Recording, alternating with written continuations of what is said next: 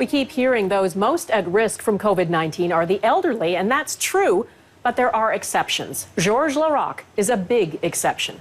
He's 43 years old, 6'3", and fit.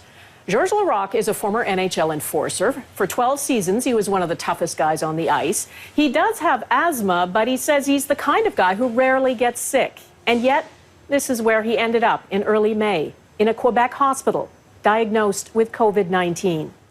Just before I got here, I was running to complete a marathon next year, 5-6 days a week, 10 kilometers every day. And now I can't even get up without losing my breath. It's insane.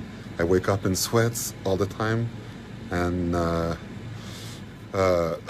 you know what? I'm not the only one fighting this, so don't feel sorry for myself. It's okay. With pneumonia in both lungs, he spent 5 days in the hospital and is now recovering at home in self-isolation. And Georges Laraque is feeling well enough to talk to us today. Georges, thanks for doing this. Did you ever for a second imagine you'd be one of the people who ended up in the hospital with COVID-19? I actually thought it was blown out of proportion, and I never thought I was going to get it. There's no way. I thought it was only affecting older people, and that if I was going to get it, I was not going to have any symptoms.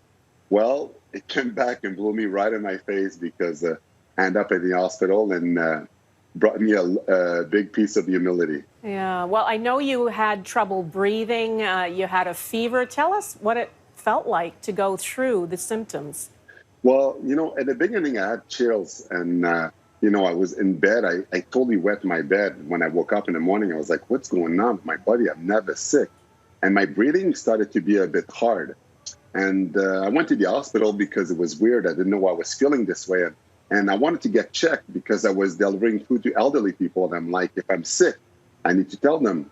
So when I went to the hospital, they did an X-ray and then they checked me out. And they were like, oh, we don't need you to do the test. Your lungs are a bit swollen. So they gave me some cortisone pill. They sent me home. But then my swelling and my breathing was getting worse and worse. And when you have asthma, you're a bit worried when your breathing is a bit harder because you wonder what's going to happen and you never want it to stop. But then the hospital calls me back and they said, the doctor made a mistake in your X-ray and you have pneumonia. I'm like, what? So I ended up going back to the hospital on Thursday and things were, my breathing was much harder. And I was mad when I was at the hospital. I was like, listen, I need a test. I need to tell the elderly if I'm sick so they could go get checked. So they did a test and then they said, yes, you have it. And you have pneumonia in your lungs. And they plugged me to the oxygen that went through my nose. And just take me back to the first time you went to the hospital and you asked for a test and they said no. What reason did they give you? They said that they didn't have enough and they need to save them. And whether I have it or not, it wasn't important. I'm like, yes, it's important because there's elderly people that needs to know my status. So the second time when I was so mad and I asked for it, they were like, well, you know, knowing that, they should have did it the first time. I'm like, so they didn't even agree with the fact that they didn't do it the first time. It was so weird. But at least I'm happy that all the elderly that I was delivering food to, they all got tested because I was positive, and they were all negative. So that's a relief. But what do you think that the fact that you didn't get a test initially, that there was this confusion, says about the sort of system in Quebec about testing people? The test system here is no good. It's no good. It makes zero sense. Me, if I was delivering food to elderly people, it means I'm doing a job that is essential. If I can't even get tested so they could be safe, what does it say to others?